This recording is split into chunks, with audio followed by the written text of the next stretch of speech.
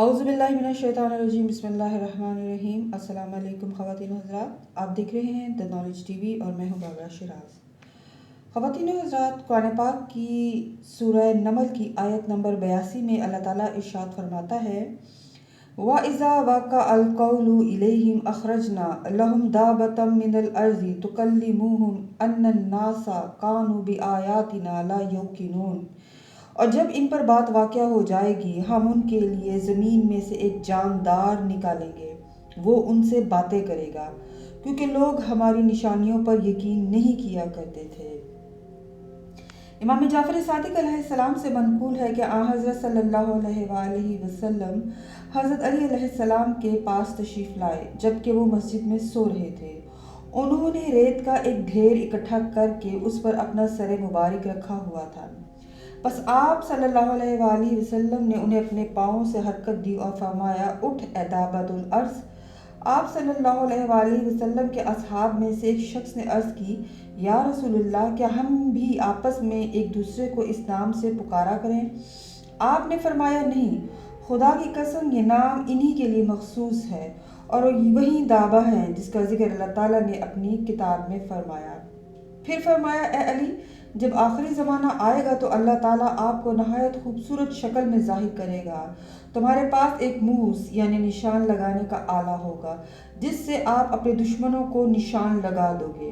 اس وقت ایک شخص نے امام جعفر صادق علیہ السلام سے کہا کہ یہ دابہ تو لوگوں کو مجروح کرے گا۔ حضرت نے فرمایا کہ ایسا کہنے والوں کو اللہ تعالیٰ آتش جہنم سے مجروح کرے گا۔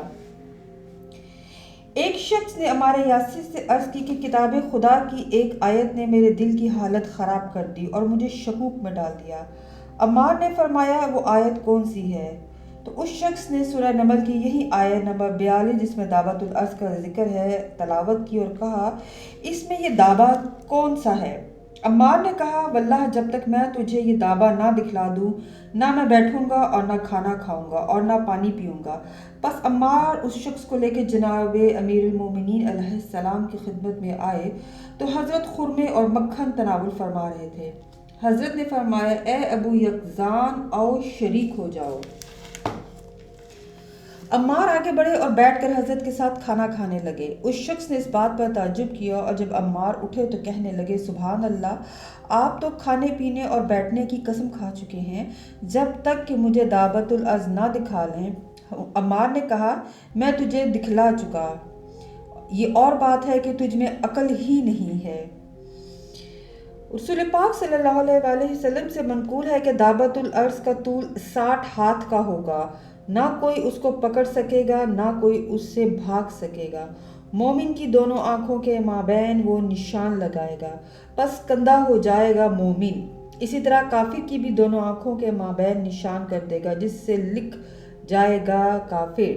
اس کے ہمراہ جناب موسیٰ کا عصا اور جناب سلیمان کی انگشتری ہوگی۔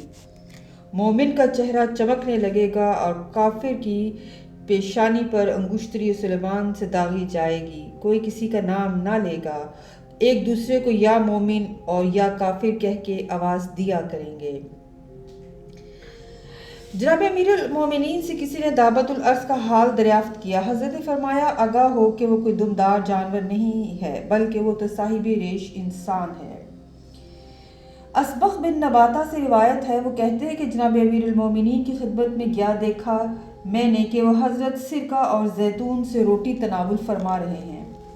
میں نے عرض کی یا امیر المومنین دعوت الارض کیا چیز ہے؟ حضرت نے فرمایا اس سے مراد وہ دابہ ہے جو سرکہ اور زیتون سے روٹی کھا رہا ہے۔